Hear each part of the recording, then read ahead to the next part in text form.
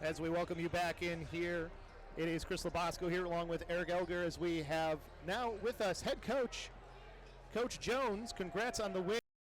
A good game from your girls on the offensive glass. Had 13 offensive rebounds and a lot of second chance points. One of the big differences in the game, why do you think they were able to have such a good what were they doing to get such good opportunities on the offensive board? Yeah, we talked about that. We talked about that being a big emphasis. They are a great rebounding team themselves. I mean, we ended up even on the game. We had more O boards, but they had more defensive. So we talked about controlling the glass. That just gives us extra possessions to score, taking more shots than they did, and that comes from the offensive glass. And so I thought we did a good job of getting there and limiting their opportunities at the other end, too, to not allow them to have more O boards. Yeah, and after falling behind early in the game, you really were able to get that lead and never looked back. What were some of the keys to it just seemed like you just never gave up a lead, and every time Augustana started to come back, the Carthage Firebirds had an answer. Yeah, we talked about putting a lot of pressure on them with our full court press, and so I think that helped to sustain some of that. They weren't ever able to really get downhill and transition. The first quarter, they were getting a lot at the basket, and so we talked about adjusting a little bit, getting into the gaps to take away that downhill drive and kick, and I thought we did a really good job after that. But it was never a lead I felt comfortable with, even though you said there's the lead. But they're a high-energy team. They play really hard, and so I just never felt comfortable. And our players did a good job of finishing it out, even when they got it to 4 there.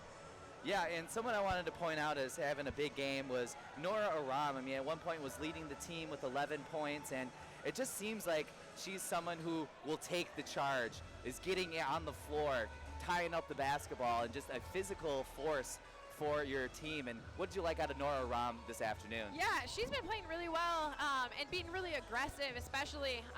She only had 2 rebounds today, but the last 2 games she's been a leading rebounder for us. And I joked one day she had the most rebounds, and she's 5'5", and she said, actually, Coach, I'm 5'4" and 3/4. And so for her to be able to do that and get into the boards, confidently take shots and knock them down, she's playing really confident right now.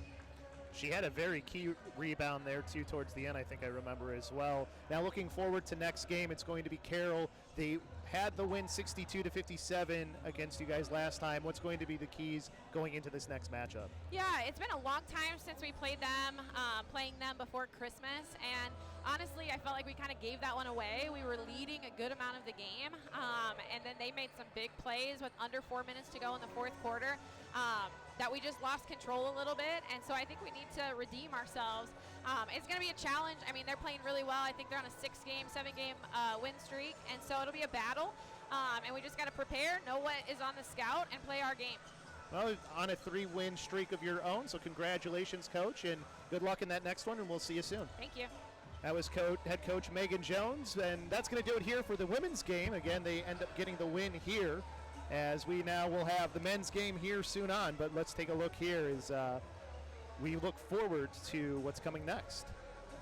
I believe you can take a look at what games will be here at the Tarbell Arena coming up. I know we have a big volleyball tournament, the Frog Jump Invitational. Here you can see the Firebirds' upcoming schedule. As we mentioned, going to Carroll, who is on as Coach Jones mentioned, a hot streak. So that is going to be a tough and crucial matchup. And then heading to North Park as well before returning home versus North Central. So yeah, and then of course the big matchup again with Illinois Wesleyan, who's at the top of the conference. And then you look here for the visiting Vikings, where they go next. They go to Elmhurst and then North Central, and then North Park after that one. Yeah, I mean, you think Vikings, they got a tough team, and you'd expect them to really scratch out a few more victories here as they finish up the rest of their conference schedule. As we'll have a look here in a moment too. What else is coming live here at Carthage University? Obviously, we know the men's game against Augustana coming up here right next. Eric and I will be back for you with that one, as that one will be starting in about probably at 4:15. It's currently, I haven't even looked at the time yet. We got about 15 minutes or so before that one will get going. Right on time. And then we'll have men's volleyball for you. We'll be here on the 30th. Versus Juanita, and then Friday you'll have men's volleyball, 2 games in a row actually for that one. Yeah, and then you have the men's playing at 6, and then there's even more games on Saturday. So, hey, if you're a men's volleyball fan, get down here to the Tarbell this weekend. There'll be a lot of matchups, and these are, Juniata and Stevens are some of the 2 premier programs in the country, and it'll be interesting to see how Carthage matches up.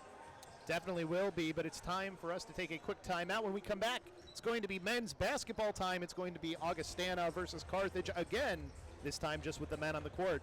Eric and I will be back with you here in just a few.